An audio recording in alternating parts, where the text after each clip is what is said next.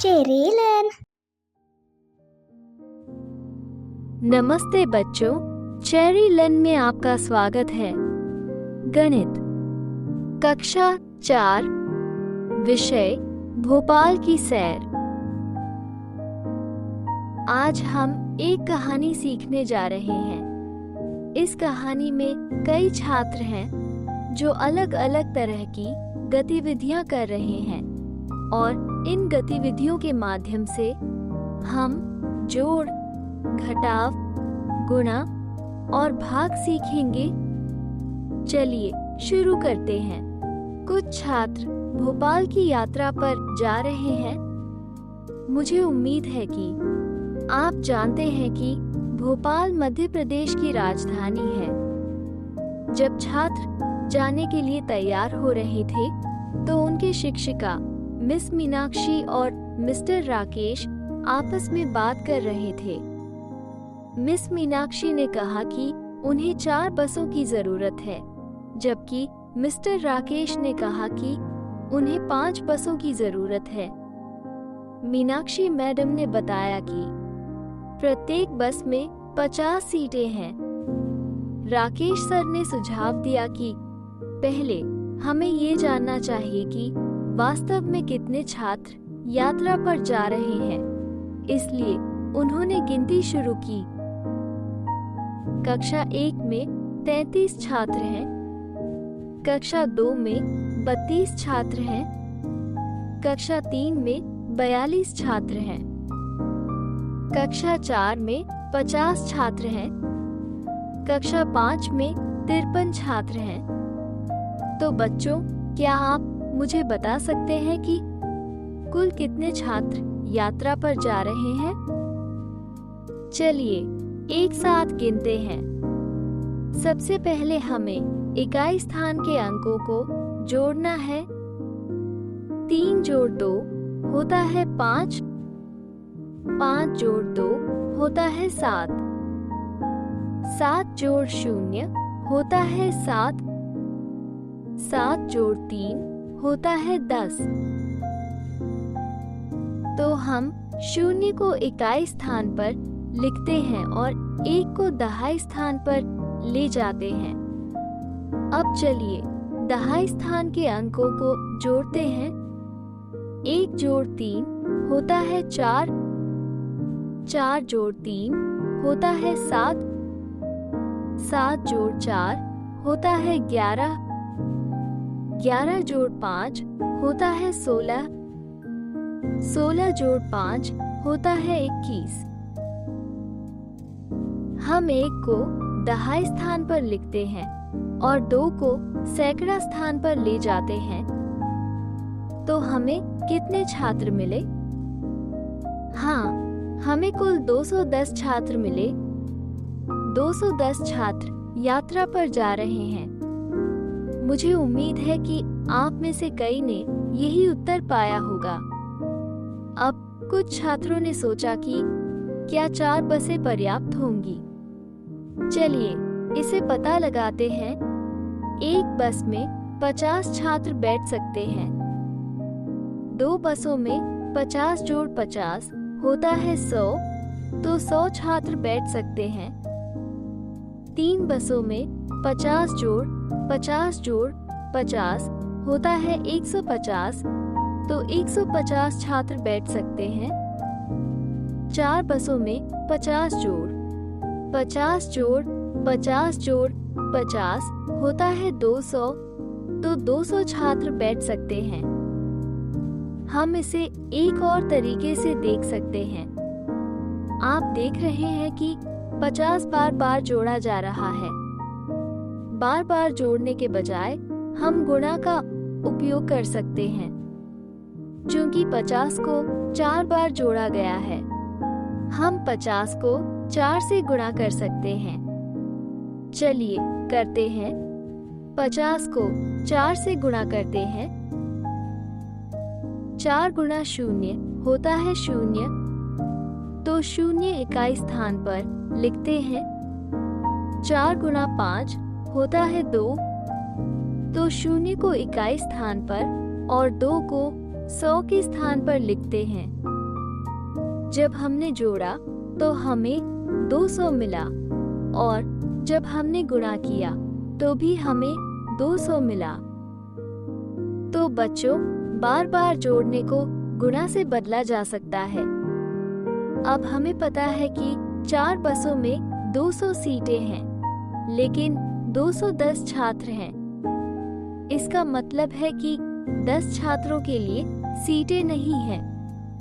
कुछ छात्रों ने सुझाव दिया कि वे आपस में समायोजित कर सकते हैं और एक साथ बैठ सकते हैं। सबने पंक्तियां बनाई और बाहर की ओर बढ़े, लेकिन जब वे बाहर आए तो उन्होंने देखा कि ड्राइवरों ने बड़ी बसों की बजाय छोटी बसें लाई हैं।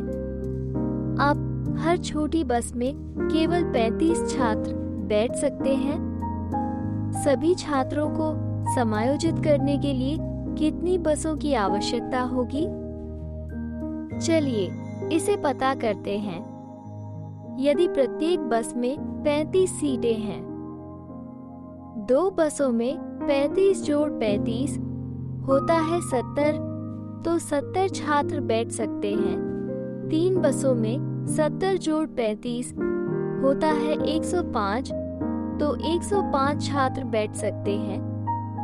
4 बसों में 105 जोड़ 35 होता है 140, तो 140 छात्र बैठ सकते हैं।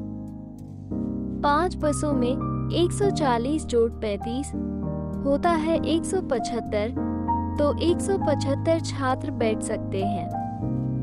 6 बसों में 175 जोड़ 35 होता है 210, तो 210 छात्र बैठ सकते हैं।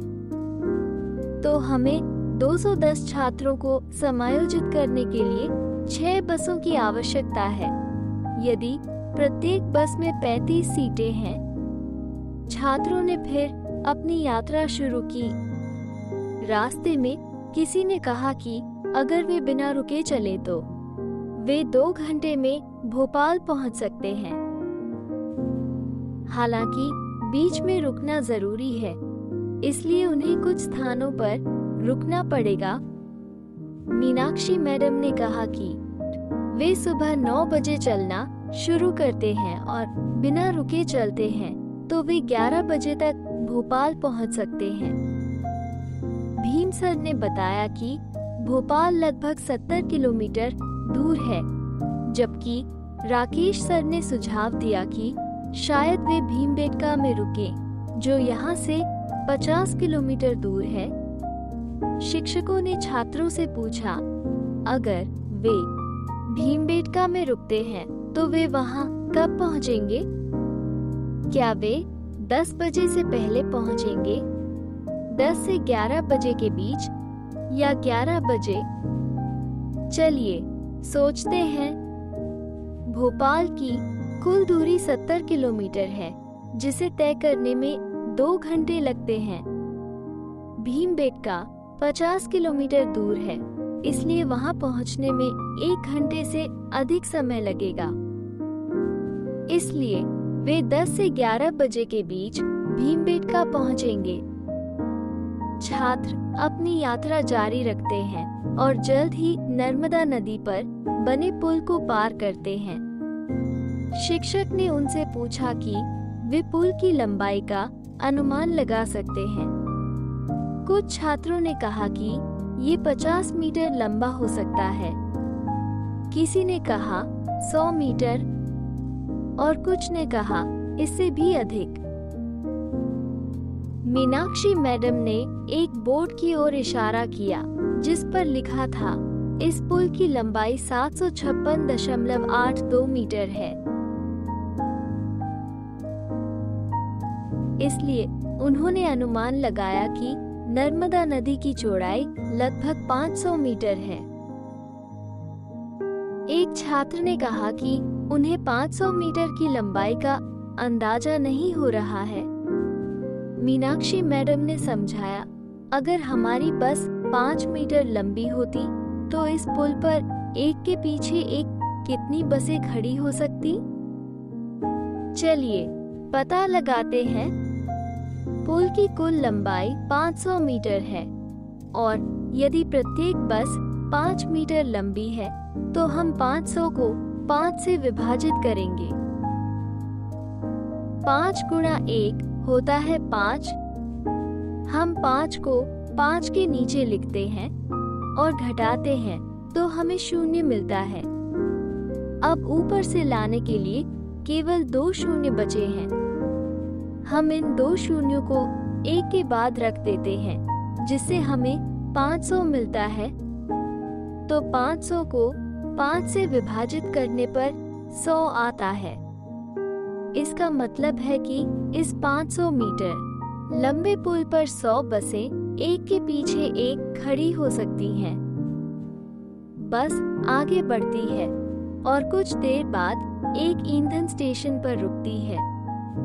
प्रत्येक बस में डीजल भरने में 15 मिनट लगते हैं और उन्हें 2 बसों में डीजल भरवाना था तो वे वहाँ कितनी देर रुके?